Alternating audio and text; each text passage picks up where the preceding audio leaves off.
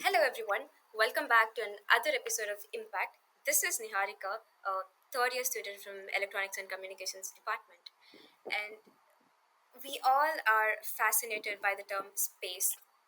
And growing up, we all would have dreamed of becoming an astronaut or be a scientist at a space organizations like NASA or ISRO.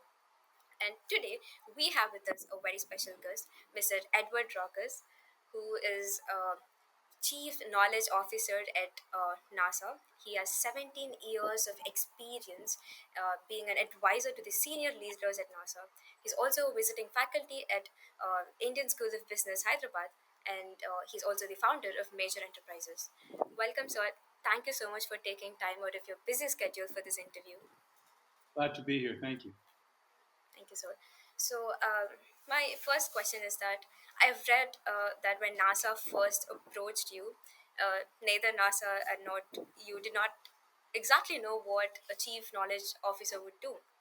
And you mentioned that the most exciting part was you getting to define what the work was.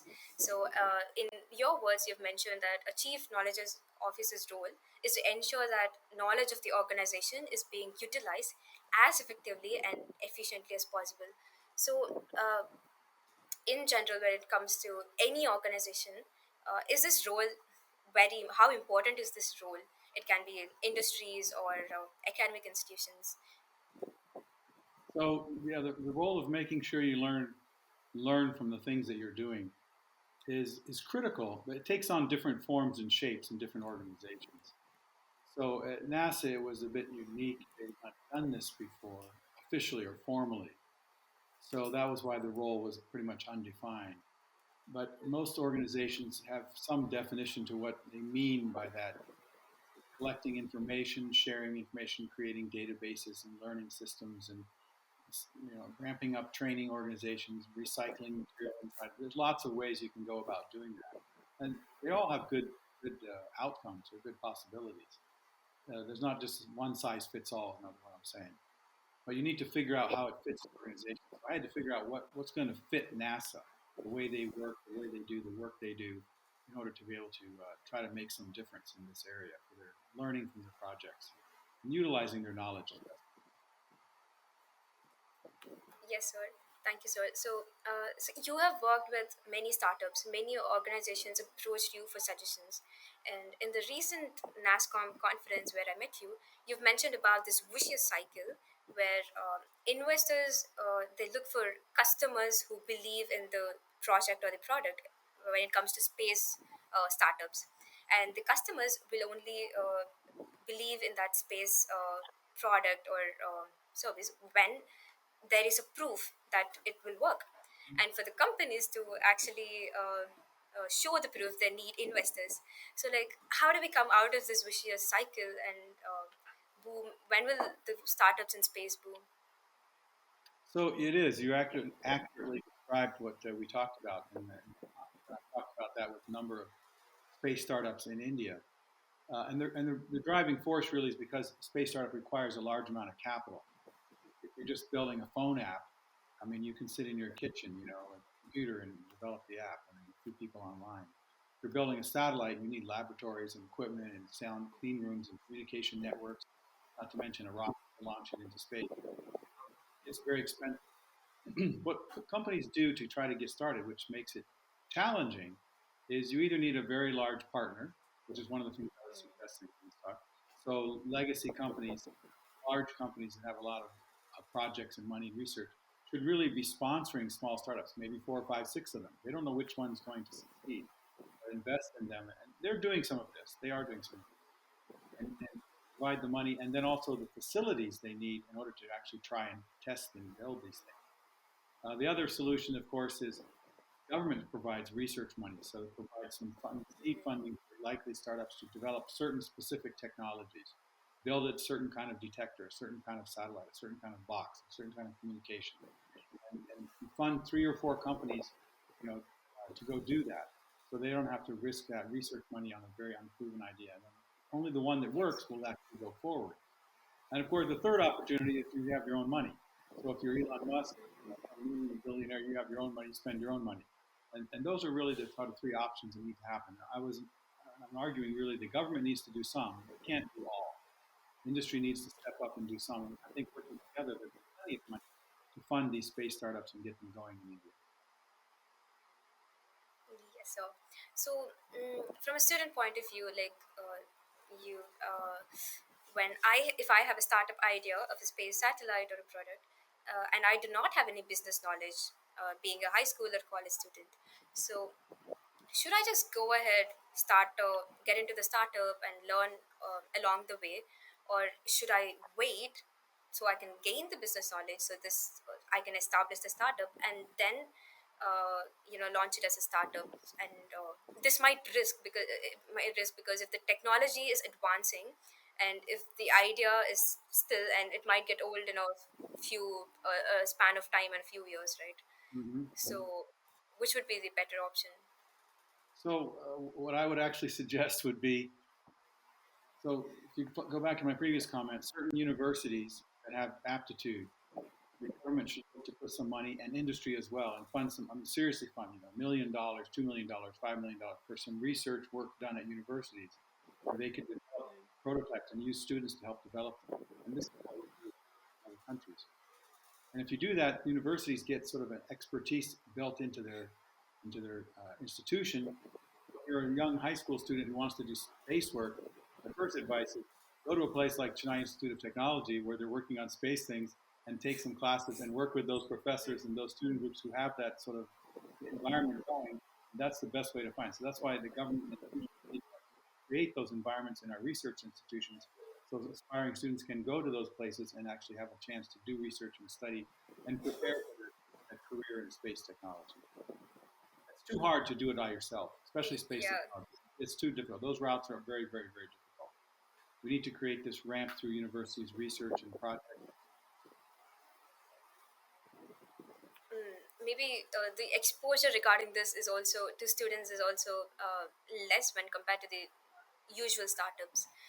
So you have attended a boarding school in India. You've been working as a visiting faculty at ISB. So how is your experience in India? Like, what is your opinion on India, Indian So, culture, Indian yeah, schools? well, I mean, it's a big question. India is a big country, and there's many, many cultures. It's a very beautiful country. So I mean, of course, I'm biased. As you said, I went did my studying in Kodaikanal School itself in the Yeah. 1970s. And so at a young age, I was very biased about India. So I'm not giving a fair objective view. I mean, I'm half, I half grew up in this country. So I of course have loved being here and love working with Indian people.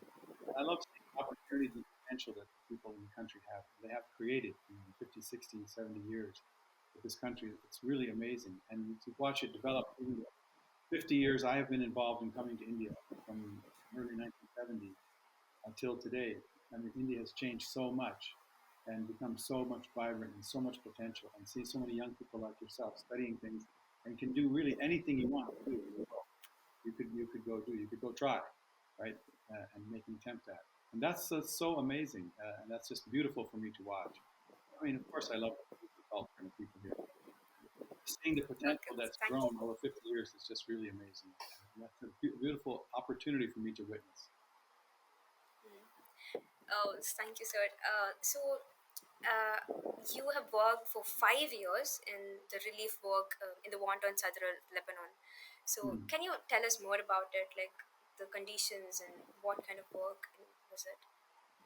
So that was when my wife and I first got married, and we wanted to go do some relief work, some Christian relief work, somewhere to help people. I mean, you have this motivation, especially when you're young, right? You know. So we signed up to go there for actually 3 months.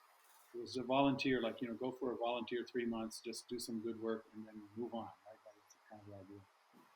And when we landed there, the war started. The war hadn't started until we just arrived. And instead of just you can go and visit some poor children and maybe visit a school, you could do some good things, in a few months. Suddenly there was a big war and they needed all kinds of help, and I spoke Arabic. And so within a few months, I was in charge of operations for relief during this wartime, and it was quite dramatic. So it was just kind of happened to develop like that. As we stayed 5 years doing this, but finally we had to leave. But it was a kind of opportunity that you don't necessarily plan for. It just kind of happens, and in one way or another, one thing after another, and you say, okay, if this is what I'm supposed to do now, then do my best, and whatever comes next, I'll do that. You just kind of exert, apply yourself to what is at hand and what opportunity has brought to you. You didn't necessarily go for that, but that's what you found, so make the most of it. And that's what we tried to do. And it was very difficult. And people were shooting at us. People were threatening to blow us up. My friends were killed. My colleagues, some were kidnapped and murdered. I mean, it was all equally that bad. I mean, it really was. And it's unfortunately Lebanon is not recovered completely. Even today, it's having a lot of. So it was a beautiful country and a beautiful people, and a very sad time. But we did what we could. So that's my feeling. Like if you do what you can, then can do the rest. You can't do everything in one person's hand. If you do what you can, then other people can do what they can. It can make a difference. So I feel like we went, we tried, we made some difference. We made our part. And that was a beautiful experience, really. That is truly inspiring, sir. Like, not giving up under such conditions requires a lot of courage. Sir, you have also led social work, and now you've also worked in a space organization. So, to those who ask this question, so amidst this climate crisis, poverty issues, is it really important to invest in space research? So, what would your answer be to those who ask this question? Well, I mean, you can always make an argument that you could spend one more lakh of rupees on this and one more crore rupees on that. Social issues that affect some people in some way, and that's true. Versus doing some mission to Mars or Mongolian or something like that, right? So that argument is always true. So you kind of you have to balance it with the long-term view. What's going to help the country grow and be strong in the long term? If we develop and invest in our technology ability to develop things, then we're investing in the long-term strength of the country. I think there'll always be disagreement about this, and there'll always be people of views from one side or the other side. And okay, it is a healthy country. We make debates and we have opinions. That's okay. That makes society healthy. But there always will be differences. I think my opinion is you need to invest some. How much, whether it's just too much or too little, we can debate that. But the country should invest something to kind of inspire people to continue to solve our technological problems.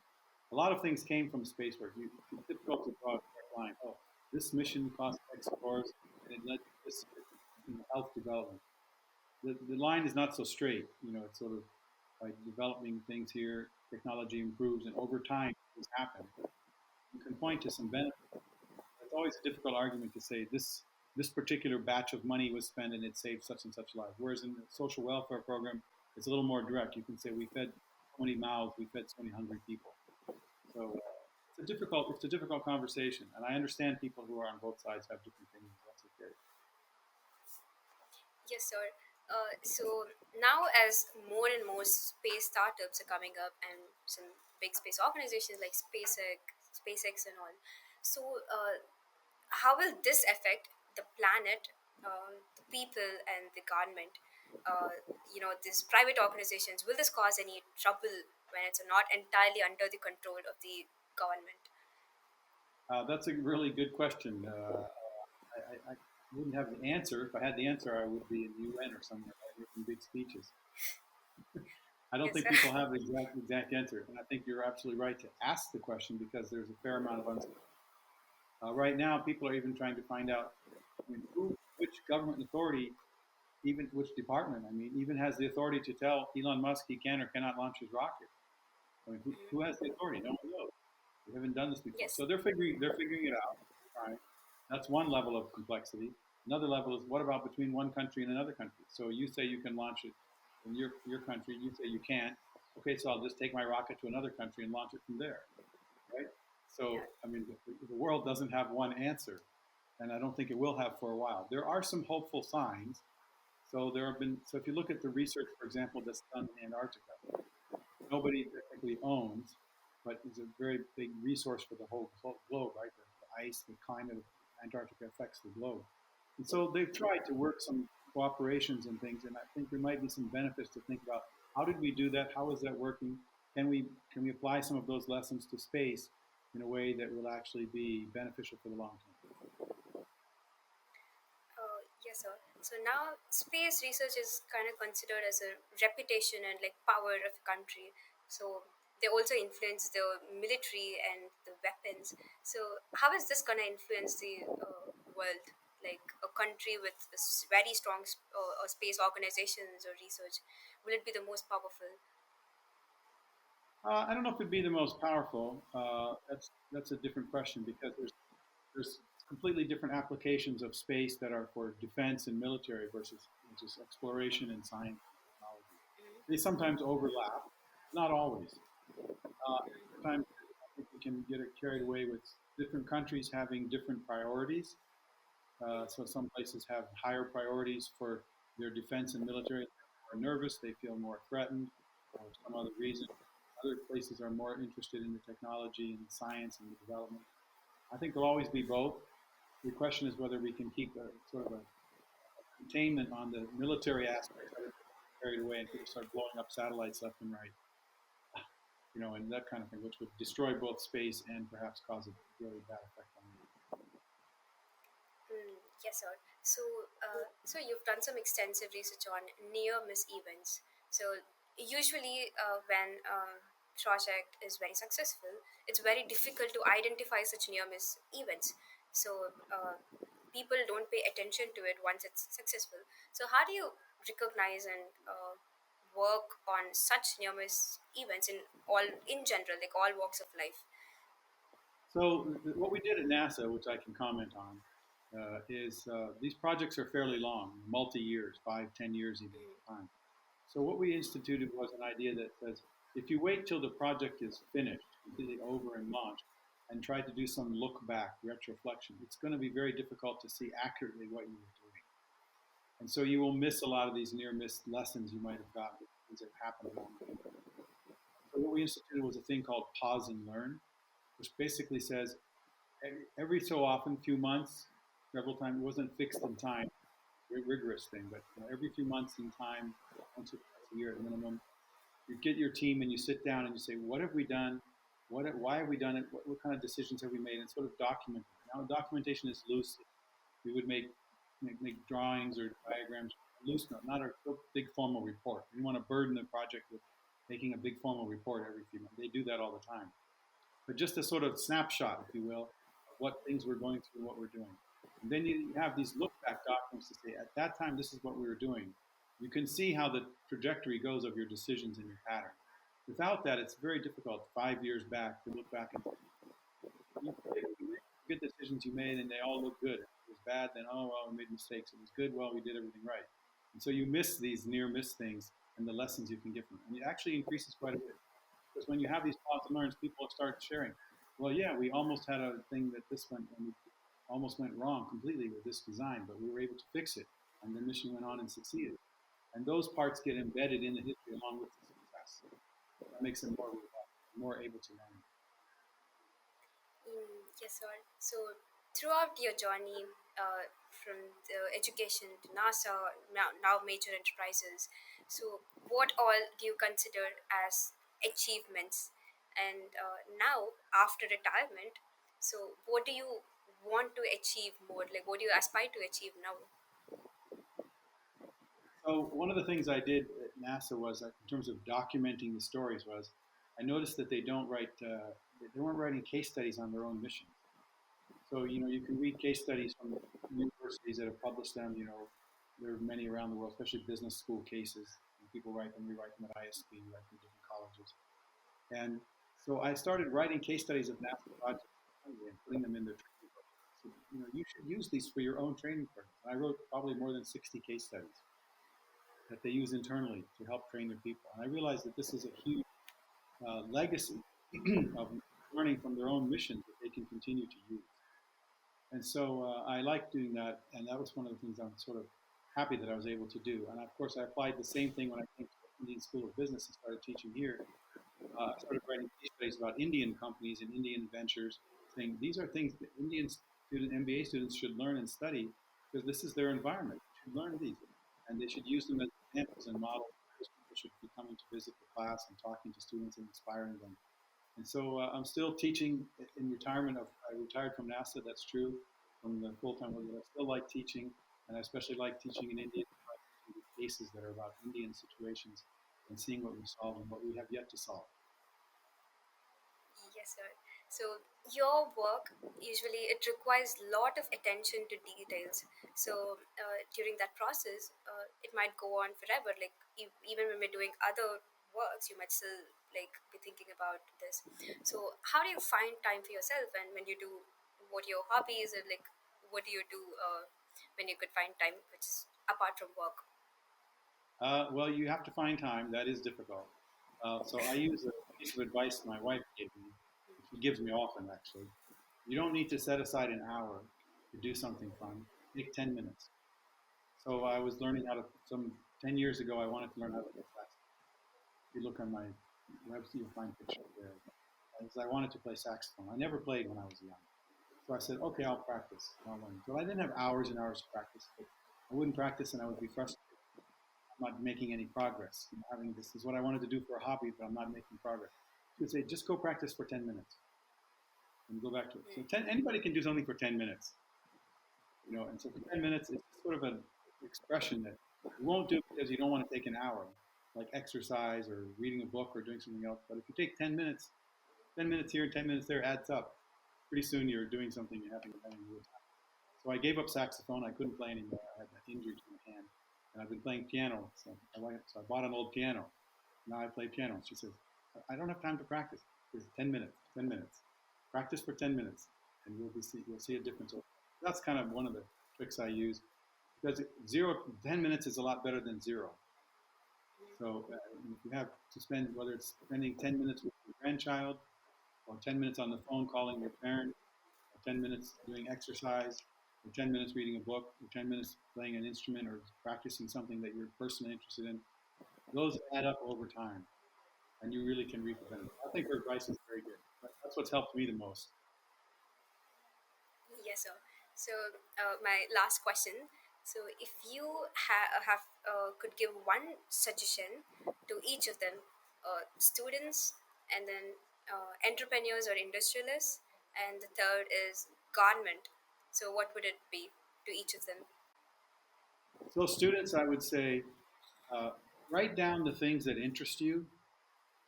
Make a list of them, a chart of them, a picture of them, whatever you want to do, and check into them every once in a while. Because it's easy to get persuaded to do things that are sort of expected, or what people expect you to do, or what is the sort of common thing to do, and you lose sight of things that actually motivated you and you're interested in when you were young. You may not get to do all of them. In fact, probably you don't do all of them on our list. I'll never become an astronaut, as you mentioned in the beginning, right? Many of us dream of these things, but that's okay. I still got to work at NASA. And so, Yes, if you make this list, I would advise young high school students make studies or accomplishments, things you want to do in your life. Review it every once in a while, at least once a year. Make a chart, write it down, and every once in a year, take some time for yourself to go over this and see what you're doing. You'll find it motivating, very motivating, and you get less distracted and pulled aside. Entrepreneurs, entrepreneurs need to pay attention to what the space between what they're interested in, might be very big, and the things that are doable and that may not, and so you need to find where it overlaps because what you are interested in may not have an overlap of what's doable. What's doable may not be interesting. So find something where they overlap. Always a compromise. We rarely get to do exactly what we dream of doing. We get to do something close. That's really nice. And so I would advise entrepreneurs to be willing to say, I want to do this, and what the market is driving, so I'll do this prime. I'll do this variation of it that's close and that will work, and then I'll be able to succeed.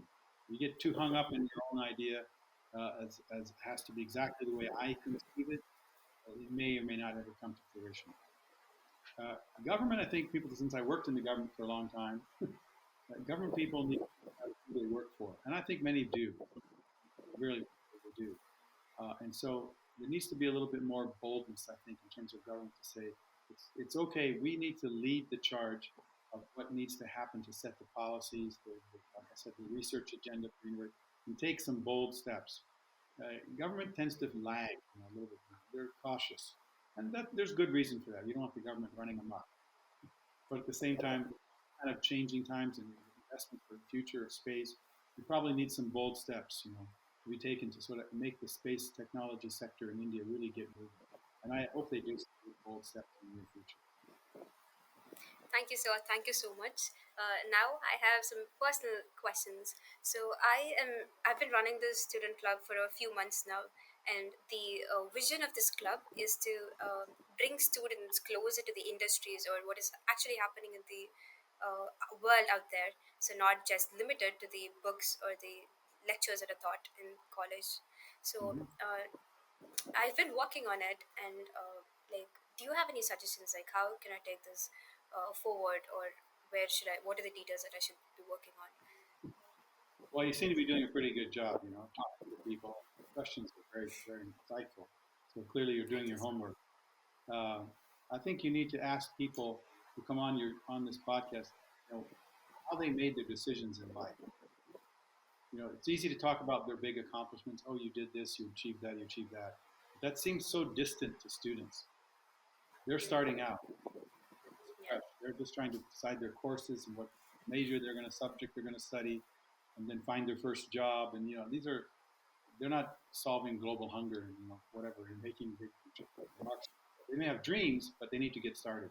So I think asking people, how they made the decisions in their life in the beginning, how it led them to do things. Like I shared with you, our decision to go do relief work in Lebanon was that just the decision to go for a few months and do something. Right? We didn't know we'd stay there. We didn't know what it would become. We didn't know how it would develop. So young people are willing to take chances. So that's why if you pay attention to what your interests are and see where they are, they're motivated by people. They hear people come and talk about, well, this is how I got started. This is what I did, and this is the decisions I made. Some of which may be not good. Maybe they were wrong turns or dead ends. But I came back and did this and that, and that's true for many people.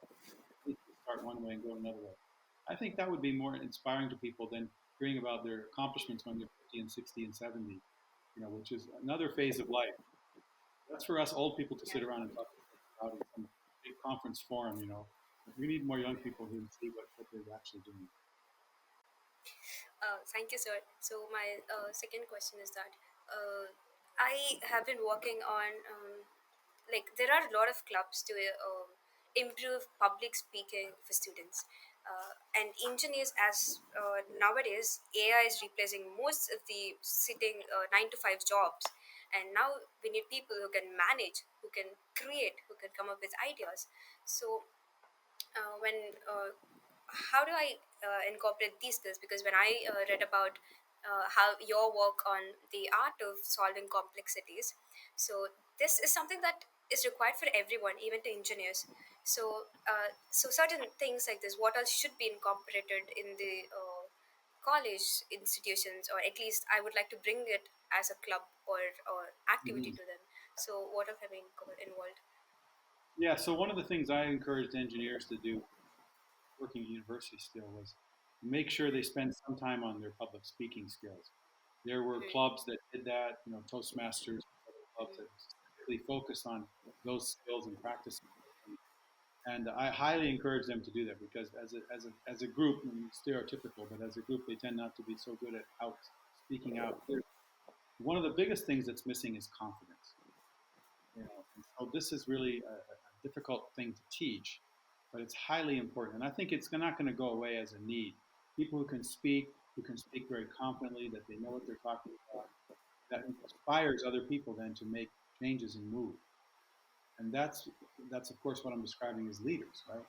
So many of the people who are bright and good engineers will become leaders in some way, whether of companies or industries or divisions or even leading a project, leading within a group. And so developing those skills is highly important. And I think it's actually the critical piece that's usually holding those kind of people in those institutions back is basic leadership and confident speaking. So that's the thing I would focus on, encourage people to develop. Oh, thank you, sir. Thank you so much. So, like, I just wanted to ask for feedbacks. Like, how was the interview? How was your experience here in this past 30 minutes? Yeah, no, it's been your questions are very insightful. Like I said, clearly you've done your homework. That's always encouraging to So, speakers and people ask questions where they know the background and the context, and they're not asking thank you, questions sir. that are inapplicable or irrelevant. And also, I think your interest is personal and genuine. I think that's also important to communicate, which you're able to do. And the video, of course, helps. If it's only audio, you don't have that. And I think that's also important. That inspires people to think, deeply about their answers, because you're actually listening. You really want to know the answer to this question, or at least you want to know my opinion. That's important to communicate, and you've done very well at that. So I wish you all the best and good luck. And I hope you do well with the rest of your podcast and your program, and we'll hear from you in the future, I'm sure. Thank you, sir. Thank you so much.